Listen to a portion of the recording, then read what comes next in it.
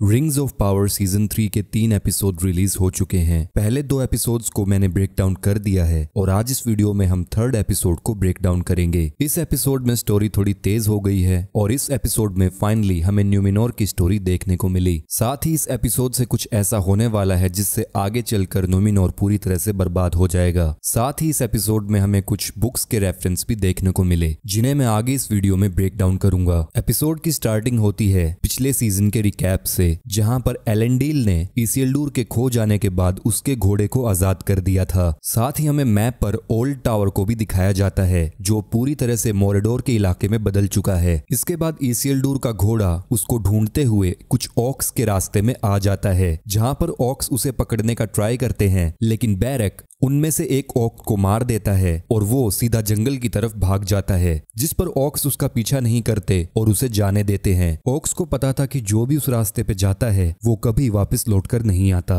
Actual में barrack black forest में enter कर जाता है, लेकिन यहाँ पर एक चीज नोटिस करने वाली थी। ये इलाका कुछ दिनों पहले तक साउथलैंड्स बोला जाता था और वोल्केनो के फटने के बाद वहां पर एकदम से ब्लैक फॉरेस्ट कैसे बन गया, शायद ये शो रनर्स को याद नहीं रहा होगा। खैर, इसके बाद बैरक एक गुफा के पास पहुंचता है। वहां पर फाइनली वो इसिल्डूर को ढूंढ लेता है, लेकिन इसिल्डूर पूरी तरह से मकड़े के जाले में कैद होता है। यहाँ पर बैरक इसिल्डूर को आजाद करवाने की कोशिश करता है। तभी वहां पर एक ओक आता है और जब वो इसिल्डूर पर हमला करना चाहता था तभी पीछे से एक स्पाइडर आकर उसके सर को खोल देती है। अब रूमर्स हैं कि शायद ये बड़ी स्पाइडर शीलोब है, लेकिन अगर मैं पर्सनली अपनी राय दूं तो मुझे यह शीलोब नहीं लगती, क्योंकि शीलोब हजारों सालों से मिडल अर्थ पर एग्जिस्ट करती है और उसका साइज अब तक इस स्पाइडर से कहीं ज्यादा बड़ा होना चाहिए। यह स्पाइडर शीलोब के चिल्ड्रंस में से एक हो सकती है। आगे चलकर शीलोब के चिल्ड्रंस कई गुना बढ़ जाएंगे और वो मिर्कवुड के जंगलों में अपना कब्जा करेंगे, जैसा कि हमें हॉबिट मूवी में दिखाया गया था। इस गुफा और इस फॉरेस्ट की लोकेशन को अगर हम जज करें, इस जगह को किरिथ इंगोल बोला जाता है, जो मोरेडोर के वेस्टर्न बॉर्डर पर इथियल डुएथ की पहाड़ियों पर है। इसके बाद हमें न्यूमिनोर की कहानी दिखाई जाती है। यहाँ पर एलेंडेल टार पैलेंट्वीर के फ्यूनरल पर मौजूद होता है। यहाँ पर उसकी डॉटर एआरविन भी होती है, जो क्वीन मिरियल को इसिल्डूर और बाकी सैनिकों की मौत का जिम्मेदार बता रही होती है। इसके बाद हमें मिरियल को दिखाया जाता है जो अपने फादर को श्रद्धांजलि देने पहुंची है। यहाँ पर हम देख सकते हैं कि मिरियल अंधी हो चुकी है और एलेंडेल मिरियल को बता रहा है कि वहां पर क्या चल रहा है। इसके बाद हमें एक न्यू कैरेक्टर से इंट्रोड्यूस करवाया जाता है जिसका नाम बेल्जगार होता है, जो कि नॉर्थ ऑफ न्यूमिनोर का एक लॉर्ड होता है। न्यूमिनोर के इस रीजन को फोरोस्टार कहा जाता है और कहा जाता है कि जितने भी ईगल्स हमें बुक्स में देखने को मिलते हैं वो सभी इसी इलाके में रहते हैं। बुक्स में बेल्जगार न्यूमिनोर का 18th किंग होता है और अगर मैं रेफरेंस के तौर पर बताऊं तो मिरियल का फादर 24th किंग था। यहाँ पर बेल्जगार और आर फेराजोन आपस में कुछ बात कर रहे होते हैं और एलेंडील ये बात मिरियल को बताता है। तभी यहाँ पर एक औरत आती है और वो मिरियल को थप्पड़ मारती है। इसके बाद जब मिरियल के सोल्जर उस औरत को पकड़ते हैं तो मिरियल उन्हें उस औरत को छोड़ने के लिए बोलती है और उससे पूछती है कि उस औरत ने किसको खोया है, जिसके जवाब में वो औरत कहती है कि उसका बेटा साउथलैंड्स के वॉर में मारा गया। लेकिन अगर आपको याद हो तो मिरियल उन सोल्जर्स को लेकर नहीं गई थी, बल्कि उन सभी सोल्जर्स ने खुद उस जंग में जाने के लिए हिस्सा लिया था। लेकिन फिर भी यहाँ पर मिरियल शांत रहती है और उस औरत से माफी मांगती है। इसके अगले सीन में हमें दिखाया जाता है कि मिरियल फेराजोन से एक ब्रेसलेट को छुपा रही थी।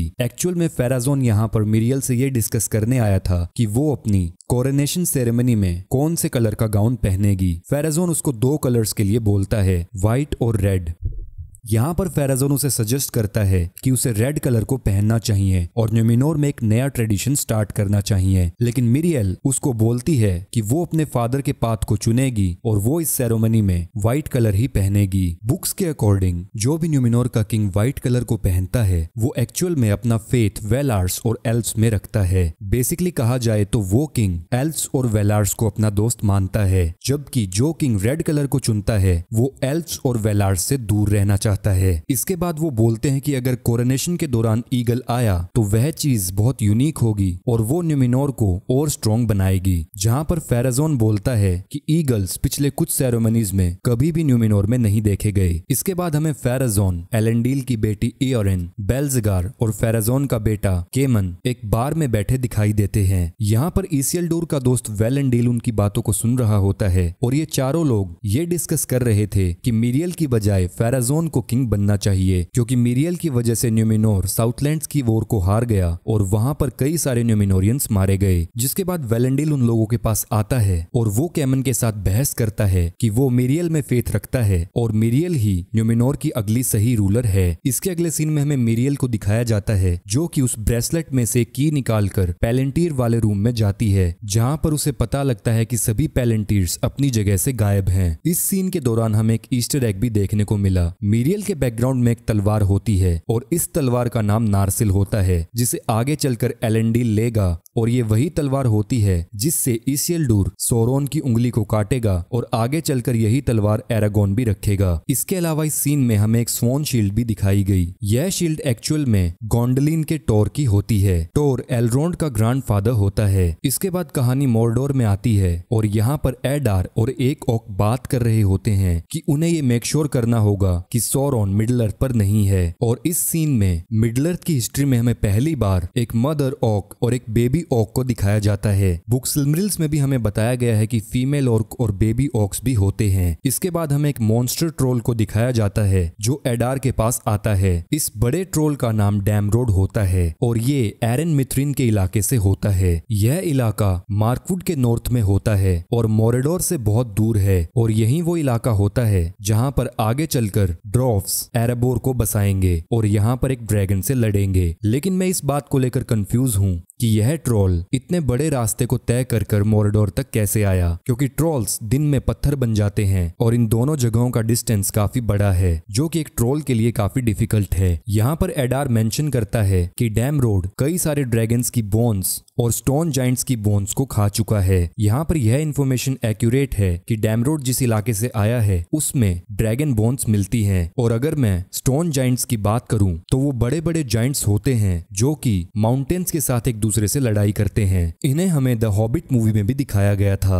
बुक्स में डैमरोड फेरमीर के एक दोस्त का नाम होता है जो कि एक रेंजर था। इसके बाद हमें एरोगियन दिखाया जाता है और वहां पर डीसा और ड्यूरिन पहुंच चुके थे। इन्हीं के साथ एनाटार भी होता है और यहाँ पर कैलेबिम्बोर ड्यूरिन और डीसा को पावर ऑफ रिंग्स ऑफर करता है। कैलेबिम्बोर उन्हें बताता है कि खैजरडूम में जो भी अर्थक्वेक्स आ रहे हैं ये रिंग्स ऑफ पावर उन सभी चीजों को ठीक कर देंगी, ठीक वैसे ही जैसे लिंडन के ट्री को उन रिंग्स ने ठीक कर दिया। यहाँ पर हम एक चीज नोटिस कर सकते हैं, जिस टेबल्स पे रिंग्स बनाई जा रही थी उस टेबल पे 7 सीट्स को रखा गया है, जिसका मतलब है कि बुक्स की तरह इस शो में भी 7 ड्रॉफ्स किंग्स को रिंग्स दी जाएंगी। और यह बात इंडिकेट करती है कि शो में हमें और भी बोनों से इंट्रोड्यूस करवाया जाएगा। इसके बाद एनाटार ड्यूरिन को मैनिपुलेट करने की कोशिश करता है। यहाँ पर ड्यूरिन को थोड़ा शक हो रहा था कि एल्व्स उन्हें ये रिंग क्यों दे रहे हैं, जिस पर एनाटार उसे बोलता है कि उसे पता है कि ड्यूरिन और एलरोंड अच्छे दोस्त हैं और क्योंकि एलरोंड ड्यूरिन पर भरोसा करता है इसलिए ये रिंग्स एल्व्स ड्यूरिन को ऑफर कर रहे हैं। जिस पर ड्यूरिन को थोड़ा शक होता है और वो एनाटार से और क्वेश्चंस करता है, जिस पर एनाटार उसे बोलता है कि एलरोंड उसकी काफी तारीफ करता है, जिसे सुनने के बाद ड्यूरिन और सस्पिशियस हो जाता है। बुक्स के अकॉर्डिंग भी कैलेबिम्बोर और एनाटार दोनों ही इस बात पर एग्री थे कि रिंग्स बोनो को भी दी जानी चाहिए। यहाँ पर एनाटार कैलेबिम्बोर को और मैनिपुलेट करता है, जिसके बाद कैलेबिम्बोर गिल-गैलेड से झूठ बोलने के लिए तैयार हो जाता है। वो गिल-गैलेड से यह बात छुपाता है कि वो 3 एल्विन रिंग्स के अलावा और भी रिंग्स बना रहा है। वो लिंडन के लिए एक लेटर लिखता है कि उसने रिंग्स का प्रोजेक्ट बंद कर दिया है। और मैं ऑनेस्टली बताऊं तो इस शो में जैसे सोरोन की स्टोरी लाइन चल रही है और जैसे वो लोगों को मैनिपुलेट कर रहा है, एक यही चीज इस शो को सबसे ज्यादा इंटरेस्टिंग बना रही है, क्योंकि इस सीजन की स्टोरी बुक्स की ओरिजिनल स्टोरी से काफी मैच कर रही है सोरोन के प्रोस्पेक्टिव से। इसके बाद फिर से स्टोरी साउथलैंड्स में जाती है और वहां पर बैरिक और इसिल्डुर एक लेक के किनारे पहुंचते हैं जिसका पानी खराब हो चुका था। और जब इसिल्डुर यहाँ पर पानी पीने की कोशिश करता है तो वो उस लेक में मरे हुए लोगों को देखता है। यह कुछ ठीक ऐसा ही था जैसे रिटर्न ऑफ किंग में डेड मार्शिस की झील को हमें दिखाया गया था, लेकिन शो की स्टोरी उस लड़ाई के होने से काफी साल पीछे चल रही है। यहीं पर इसिल्डुर एस्ट्रिड नाम की एक लड़की से मिलता है। वो लड़की उसे बताती है कि उसका पूरा परिवार साउथलैंड के वॉर में मारा गया, जिसके बाद वो दोनों मिडल अर्थ के मैप को देखते हैं और वो पेलार्गियर की तरफ जाना चाहते हैं। एक्चुअल में पेलार्गियर का पोर्ट वह पोर्ट होता है जहां पर न्यूमिनोरियंस हमेशा आते थे और वहीं से वापस वो न्यूमिनोर जाते थे। और यही पोर्ट आगे चलकर गोंडोर की एक मेन सिटी बनेगा जहां से गोंडोर अपने सी रूट्स को बनाएगा और आगे चलकर यहीं पर एरागोन आर्मी ऑफ डेड को लेकर आएगा। इसके बाद वो लोग रास्ते में एक घायल आदमी से मिलते हैं जो कि एक गाड़ी के किनारे बैठा होता है, लेकिन यह एक ट्रैप होता है क्योंकि उस आदमी के हाथ पर मोरेडोर का सीजल होता है और उस गाड़ी में से कुछ आदमी निकलकर इसिल्डोर पर हमला करते हैं। लेकिन यहाँ पर एरोंडियर आ जाता है और वो इसिल्डोर को बचा लेता है, लेकिन वो लोग इसिल्डोर के घोड़े बैरक को लेकर भाग जाते हैं। लेकिन मुझे फिर से ये बात समझ नहीं आई कि बैरक जो इतना समझदार घोड़ा था वो उन लोगों के साथ कैसे जा सकता है। इसके बाद हमें एरेंडियर से पता लगता है कि बोरोविन मर चुकी है और इसी बात से हमें एरेंडियर काफी ज्यादा नाराज लग रहा था। इसके बाद हमें ब्रोनविन की चिता को दिखाया जाता है जिसे उसका बेटा थियो आग लगा देता है। और यहाँ पर मैं एक रेफरेंस की बात करूं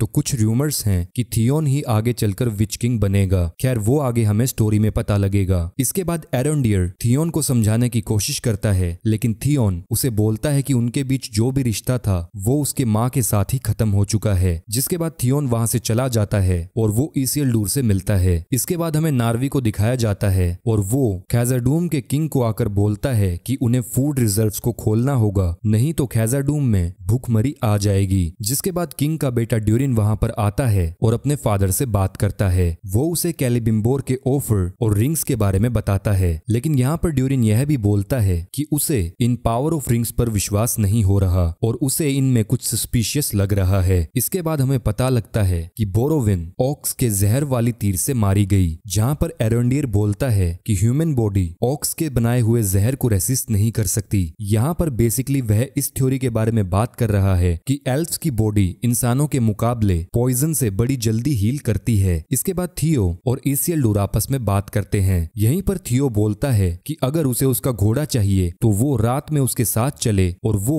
बैरक को वापस लाने में उसकी मदद करेगा। और यहाँ पर इन दोनों के बीच की कन्वर्सेशन बहुत डायनामिक लग रही थी। अगर यह थ्योरी सच निकली कि थियो ही आगे चलकर विच किंग बनेगा तो इन दोनों की बॉन्डिंग देखने लायक होगी। इसके बाद जब रात होती है तो इसिल्डोर एस्ट्रिड को बताता है कि उसकी माँ उसकी जान बचाते हुए मारी गई और इसी सीन में हमें दिखाया जाता है कि एस्ट्रिड की नेक पे मोरेडोर का सीजल होता है, जिसका मतलब होता है कि वो एडार को सर्व कर रही है। इसके बाद थियो और इसिल्डोर अपने घोड़े को बचाने के लिए चले जाते हैं। इसके बाद थियो उन लोगों के पास जाता है जिनके पास बैरक होता है और थियो यहाँ पर उनको ये कन्विंस करने की कोशिश करता है कि वो एडार को सर्व करता है और वो अपने हाथ पर मोरेडोर का सीजल दिखाता है। इस बात को वो लोग नहीं मानते और वो लोग थियो पर अटैक करते हैं, लेकिन जैसे ही उनमें से एक आदमी अपनी कुल्हाड़ी को थियो की छाती में घुसाने वाला था तभी पीछे से उस आदमी को एक धक्का लगता है और वो एक्स उसी की चेस्ट में गड़ जाती है। एक्चुअल में इन लोगों पर एंट्स हमला कर देते हैं। ये वही पेड़ होते हैं जिन्हें हमें टू टावर्स में दिखाया गया था जो आगे चलकर सोरोन से लड़ाई करते हैं। एंट्स के बारे में अगर मैं थोड़ा और बताऊं तो एंशिएंट टाइम में एंट्स पूरे मिडिल अर्थ पर पाए जाते थे। आगे चलकर ट्री बियर्ड ने भी कुछ जगहों का नाम लिया था जहां पर एंट्स मिलते हैं। एक टाइम था जब फेंगोन फोर्स बहुत बड़ा था और उसके बॉर्डर एरियाडोर से लेकर रोहान तक लगते थे,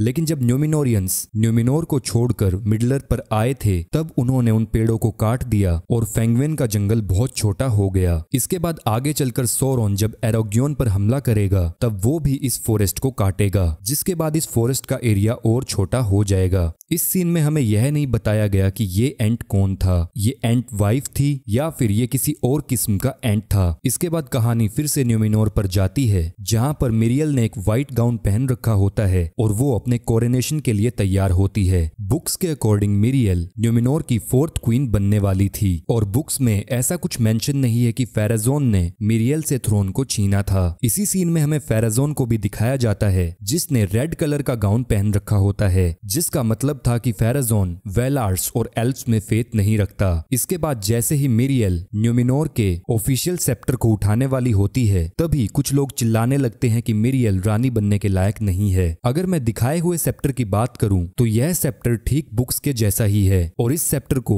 हमेशा न्यूमिनोर का रूलर ही रखता है। इसके बाद एआरएन मेंशन करती है कि पैलेंटीर मिरियल ने गायब कर दिए। अगर मैं पैलेंटीर की बात करूं तो इन्हें फियोनोर ने वेलिनोर में बनाया था और आगे चलकर एल्फ्स ने इन पैलेंटीर को न्यूमिनोरियंस को दे दिया था। इसके बाद यहाँ पर फेराजोन मिरियल के खिलाफ खड़ा होता है और वो बोलता है कि मिरियल ने एल्फ्स में ट्रस्ट दिखाया और उसने न्यूमिनोर को बर्बाद कर दिया। जिसके बाद वहां पर सभी लोग मिरियल के खिलाफ चिल्लाने लगते हैं। एलेंडियर क्रोकोडाइल मिरियल को बचाने की कोशिश करता है, लेकिन उसे साइड में फेंक दिया जाता है। इसी मोमेंट पर वहां पर एक ईगल आता है जो कि बहुत रेयर था। उसे देखकर सभी लोग शांत हो जाते हैं। वो ईगल मिरियल की तरफ देख रहा था, जो हमें साफ दिखा रहा था कि ईगल्स भी मिरियल को क्वीन देखना चाहते थे। लेकिन उसके बाद फेराजोन उस ईगल के पास जाता है और तभी बेल्ज़ेगार वहां पर फेराजोन का नाम चिल्लाने लगता है, जिसके बाद लोग समझते हैं कि ये ईगल फेराजोन के लिए वहां पर आया है। इस शो में न्यूमिनोर के लोगों को बहुत बेवकूफ दिखाया जा रहा है, लेकिन बुक्स के अकॉर्डिंग न्यूमिनोरियंस काफी स्ट्रॉन्ग और काफी इंटेलिजेंट थे।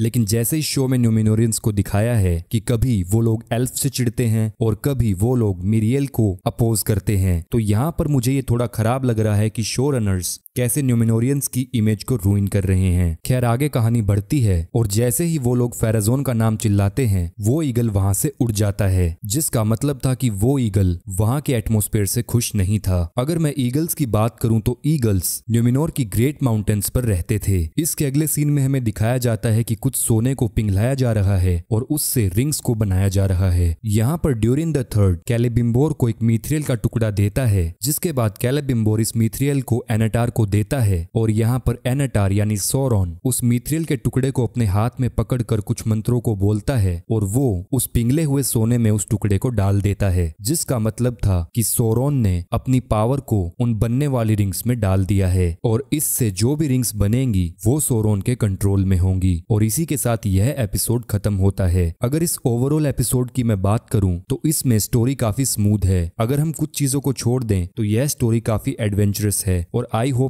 आगे भी यह ऐसे ही रहेगी। If you like this video then hit the like button and subscribe to my channel. Thank you, take care.